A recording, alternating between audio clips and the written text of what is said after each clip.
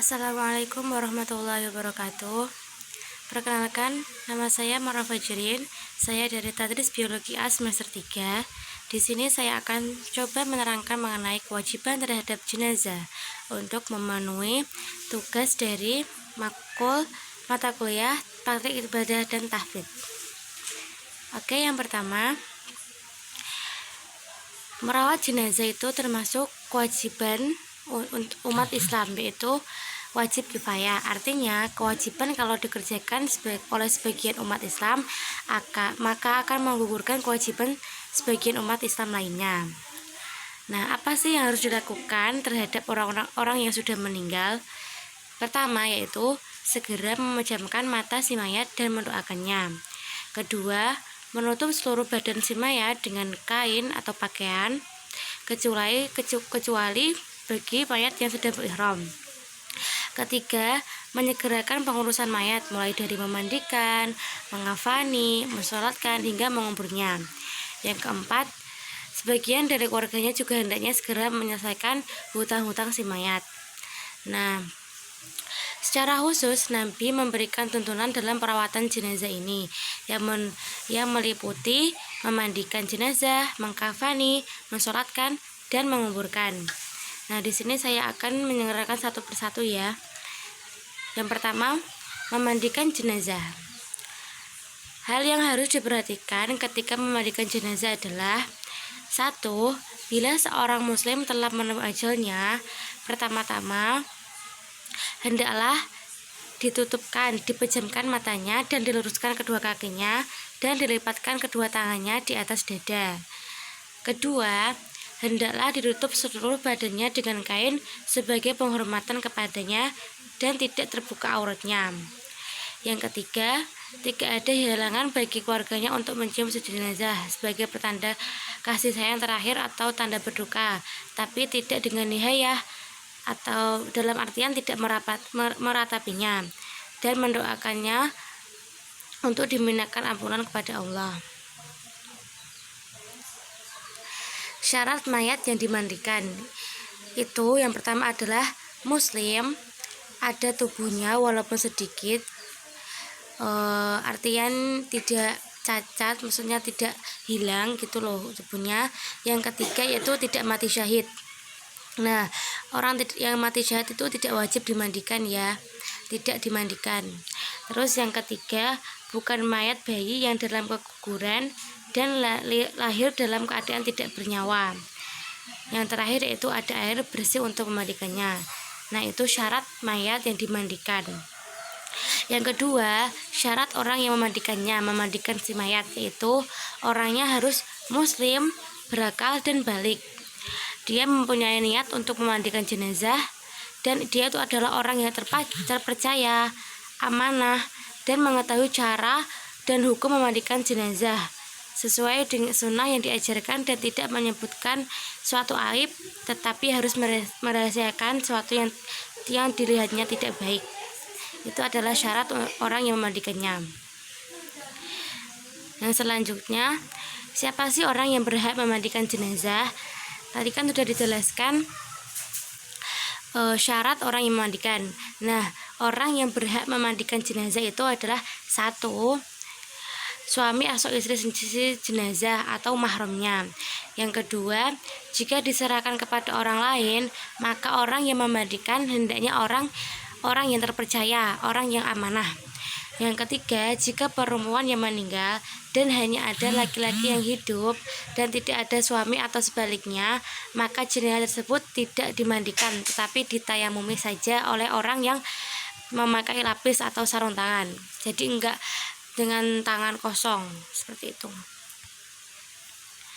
Next, yaitu ini adalah persiapan memandikan jenazah, yaitu 1. Tempat yang relatif tinggi dan tertutup, itu untuk menaruh jenazah yang akan dimandikan ya. Terusan yang kedua, air bersih secukupnya, air sabun atau sebagai pengganti daun bidara. Kalau ada daun bidara ya pakai ke daun bidara, kalau nggak ada ya boleh pakai sabun atau air sabun itu. Yang ketiga, air kapur barus untuk memandikan. Yang terakhir, yang 4, sampo, beberapa kain sobekan untuk membersihkan tinja dalam kubur. gayung, 2 buah waslap untuk menggosok tubuh, ember untuk tempat kotoran. Terus yang selanjutnya 2 buah handuk besar untuk mengeringkan tubuh dan rambut si mayat. Yang selanjutnya yaitu cara memandikan jenazah.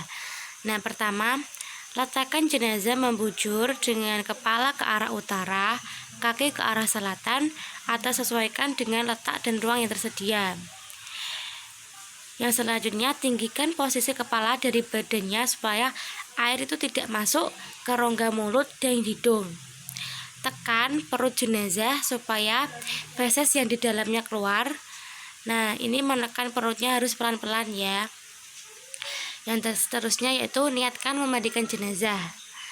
Nah,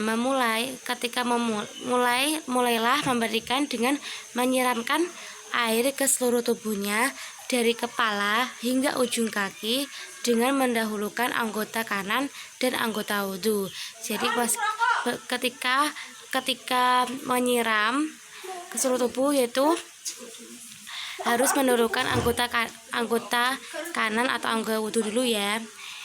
Yang selanjutnya yaitu ketika memandikan jenazah harus memperlakukannya dengan lembut, nggak boleh dengan kasar. Yang selanjutnya yaitu mereka yang memandikan jenazah haruslah orang-orang yang dapat dipercaya ya. Tadi ya yang sudah saya jelaskan siapa sih yang berhak memandikan jenazah itu tadi. Yang selanjutnya, siram seluruh permukaan rambut dan kulit jenazah secara merata sampai sela-sela jari dan lipatan kulit dengan air sabun. Setelah itu keramasi setiap helai rambut dan kulit kepala dengan air sampo secara merata. Kemudian basuh dan gosok wajahnya dengan air sabun secara merata. Bersihkan lubang hidung dan telinga. Jadi dia harus dibersihkan semuanya. Next, membersihkan rongga mulutnya, kuku-kukunya, dan seluruh tubuhnya dari kotoran dan najis.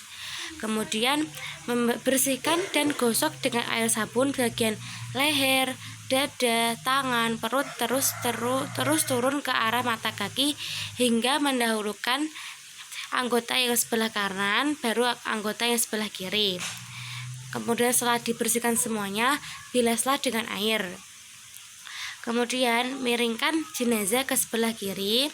Bersihkan dan gosok badan jenazah mulai dari kepala bagian belakang, leher, tangan kanan, punggung, pinggang, dan kaki bagian belakang dengan air sabun. Kemudian bilas dengan air bersih. Lalu miringkan jenazah ke sebelah kanan. Nah, setelah dimiringkan ke sebelah kiri, sekarang dimiringkan ke sebelah kanan. Nah, untuk bersihkan dan gosok jenazah seperti poin tadi sebelumnya yang setelah aku jelaskan. Kemudian bersihkan kotoran pada kuku, jari tangan, dan jari kaki. Kemudian bersihkan bagian dubur al-kubur dan sekitarnya dengan air sabun. Nah, ini upayakan pakai tadi ya sarung tangan atau waslap apapun, tidak dengan menyentuh secara langsung. Kemudian bersihkan lubang duburnya sampai benar-benar bersih. Disabun pelan-pelan dengan waslap air sabun dan diguyur air sampai bersih. Bilas dengan air bersih dan air kapur barus. Nah, setelah sudah dibersihkan semua kotorannya, setelah itu wudukan jenazah tadi dan akhiri pemandian. Sesudah bersih, keringkan jenazah dengan handuk bersih tadi yang sudah disiapkan dan lepas kain basahannya tadi dan diganti dengan kain panjang yang kering. Jika jenazahnya perempuan, rambutnya diikat menjadi 3. Sebelum dikafani, jenazah dikerukup kain.